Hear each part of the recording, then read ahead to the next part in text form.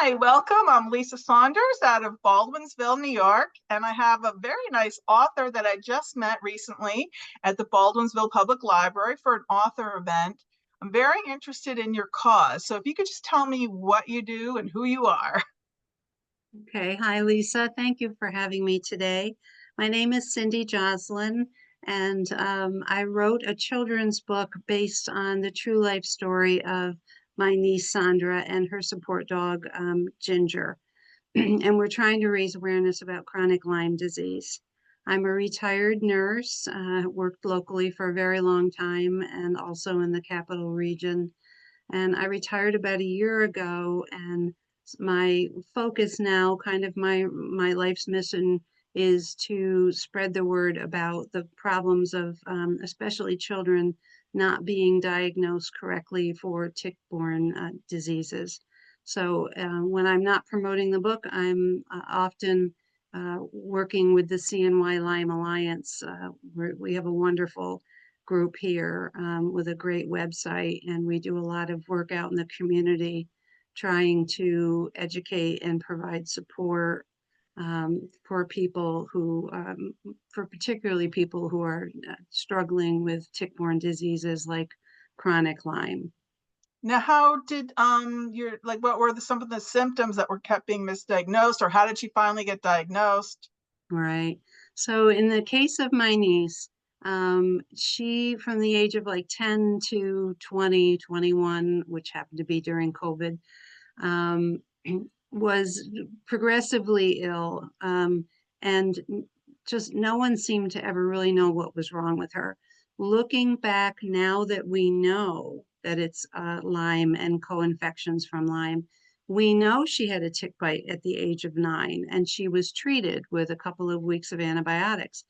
And Oh, back then, 15 years ago, that was considered to be fine. no, She was fine. right. Now we know that's not true. So not too long after that, she started developing, she was a healthy, happy kid, precocious. She's extremely bright. So she's always been a bit of a handful. But all of a sudden she was struggling in school, and they were talking ADHD.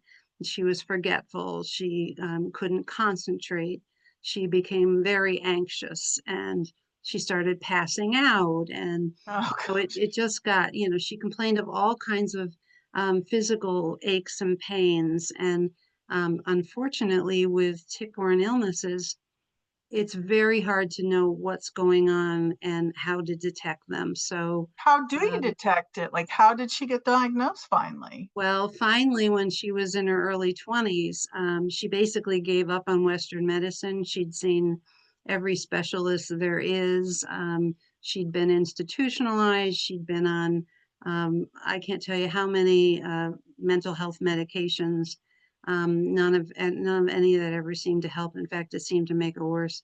She finally agreed to try something alternative, and there turned out to be an integrative medicine doctor who lived over by where she is in the capital region. And she, after some coaxing, because she'd pretty much given up, agreed to go to this doctor. He turned out to be a Lyme specialist. We Wow. didn't know. Um, she had to have expensive testing done that insurance doesn't cover. They found that she had chronic, very high levels of late stage Lyme, things like Babesia, Bartonella. And the other thing that happens is if you've been exposed to like mono and have the Epstein-Barr virus, which is very common, right? And she had it when she was 16. Lyme and so forth keeps that active. Your immune system is affected. So she was also struggling with Epstein-Barr. Um, so no wonder she could barely get out of bed. Right. Oh She my was just gosh. very, very ill for a long time. And most of the time, her parents were told, she's a girl, she's an only child, she's spoiled, she's looking for attention. It's like the girl is almost 6 feet tall and she's passing out in CVS, and that's looking for attention. She's So, hitting do her you head. get treatment? Is there treatment for it if you know that that's your underlying problem? when you finally are properly diagnosed, and like I said, it's difficult, then there are treatments. They are considered still experimental, so you have to pay out of pocket. They're often very expensive. She had large doses of IV antibiotics. She was found to have a lot of nutritional deficiencies, hyperbaric therapy, oxygen therapy is one of the therapies that this provider uses to try to help get the medications into the cells, because they have found that these bacteria and parasites know how to hide in the cell. When you're checking regular blood work, you're checking the protein water, the serum around the cells. You're not Well, I actually, can tell you're a nurse because you're yeah, starting to get way above yeah. my head. But it's important because people Yeah, are told their whole lives your lab tests are normal. right. No, And it's this is because they don't know where to right. look properly. Now, actually, your story, show me the book. It's actually a very cheerful story. It's really It, more it about is. her and her dog. It Ginger's is. So, story. you That's know, beautiful. Sailboat and a tree. Now, does that have any significance, the it, sailboat? it does. It does. So Ginger's story actually came to me when they were finally, she was finally being treated and she was actually doing better. And so for the first time in years, we could never get together as a family because being together seemed to trigger her bad behaviors. And she really was out of control to the point where of violence at times. She just was so erratic. And so we could never do holidays together or anything. She was very isolated. Oh, gosh. Her family was isolated. And so in this particular, the picture of the book portrays a time where I was able to go and see them for after the longest time at their family camp. And when I was getting ready to leave, I still get choked up.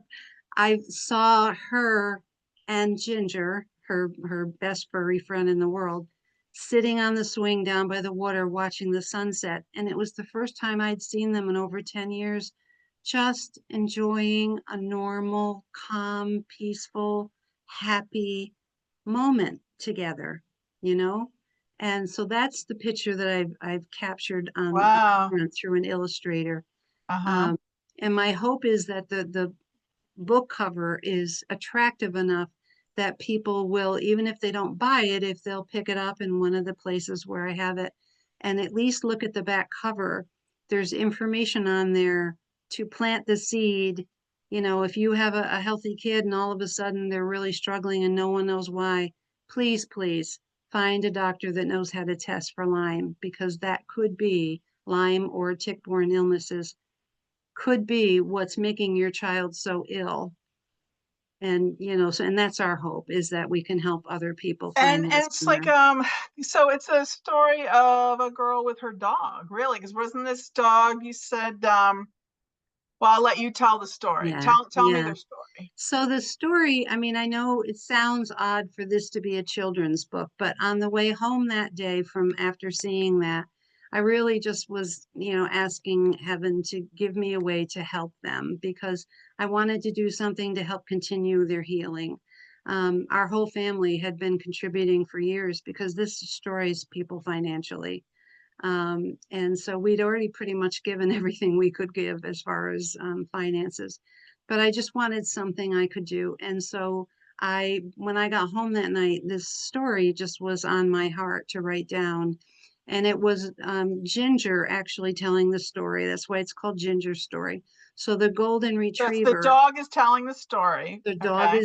the dog is narrating. Mm-hmm. She's talking about just things that she's learned through life. So it's very relatable to kids because it's her saying, hey, I had kind of a tough puppyhood, nobody wanted me, but this special girl came along and she chose me to become part of this crazy family that has 4 other dogs and a cat, and now I got to learn to get along with all these other dogs that don't look anything like me, even though they're supposed to be my sisters and brothers. And, so it's most of it is very positive messages, for young readers.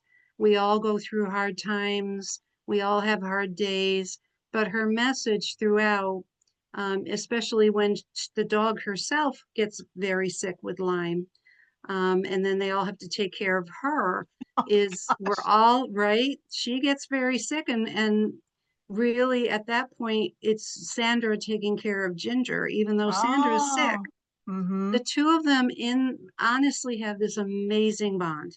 They really do. I'm convinced that the dog was put on this earth to be a companion for my Heaven niece. sent. Dog was Honestly, they heaven have sent. such a bond, and that's what really inspired me to write the book, is that the love between, the devotion between them, is just inspirational. And that's the book. It talks about going through these things together, all of us, not just people, but pets, all of us. Right.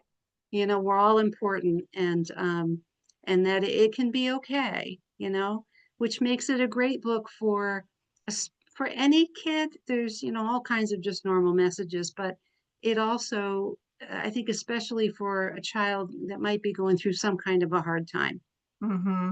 I've had parents give the book to kids when they're going through a divorce. It doesn't have to be a health Right. issue, Right. Just a but hard time. just that it's okay. You come together, you help each other, and it'll be okay. And then in the back of the book, I do have a short section called Sandra's Story. And that's where I say, please read this with the grown-ups. That's where we give a little background and we share some of what she went through, to try to, raise that awareness and the red flags, and say, if you know of someone that's maybe traveling on this path, please give this a So what's the consideration. kind of work that you do in the community? Like where could people find you at a particular community event or? You can. So I volunteer with the CNY Lyme Alliance, and as a community educator. They do have people who are, actually with the Alliance, who are their professional educators that go into the schools. But we help, go into, like this weekend we were at Zubu.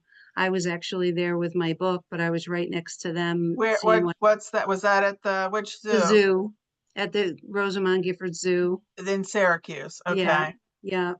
So So if people want to get in touch with you directly or find out more about the book, you have a Facebook page they can go to? I do. So we did use, pen names for the book to, for privacy for my niece, because we share personal information. So my pen name is CL Smith, and Hmm. that's my Facebook, is at CL Smith for on the Okay. Facebook. And then I have a Gmail that people can easily reach me for, if sometimes I do go with the book and do talks, or read the book to the kids. Oh, so why don't you I go ahead and share your Gmail, your email if you don't mind. It's just the word Ginger's Hmm. Story, Hmm. and then it's 2023 for the year at gmail.com. Ginger's Story 2023 at gmail.com. Okay. Well, it sounds like a wonderful story. I love, because it's based on true It is stories, based on and true. pets can really help you get through a hard time. I know that. Yes. And books can help you raise awareness. If it's a story about something else, it's just, I don't know what you could have done differently if she had the antibiotics after the tick Yeah. bite. Is there anything somebody could do after they know they've been bitten by a tick? And Well, so now, we understand that really the minimal amount of time you should take the antibiotics is at least 4 weeks. And that remains controversial, because the oh, CDC will still say 2 weeks or 3 weeks. okay. But based on the research, um, they're saying that you need, in order to make sure that you get the bacteria during a particular cycle, they Hmm. have a 4-week cycle, and you need to get them and during their growth period. And there's no way of knowing what week that is. So you really have to do the full 4 weeks at a minimum. Some doctors are doing even longer. But just a week or two, or God forbid they give you just a one-time dose like they used to, is not at all, effective. And unfortunately, they'll give you this and they'll say, well, you've been treated, so now if you have symptoms, it can't be that. Oh When boy. when that's not the truth. Well, show your book again. We're going to sign off now. Show it again. There you go. Ginger's Story by C.L. Smith. C.L. Well, Smith. it's beautiful. And now I love the backstory to the cover. Thank you. That's a heartfelt story, and I feel like God answered your prayer because it's touched me very much.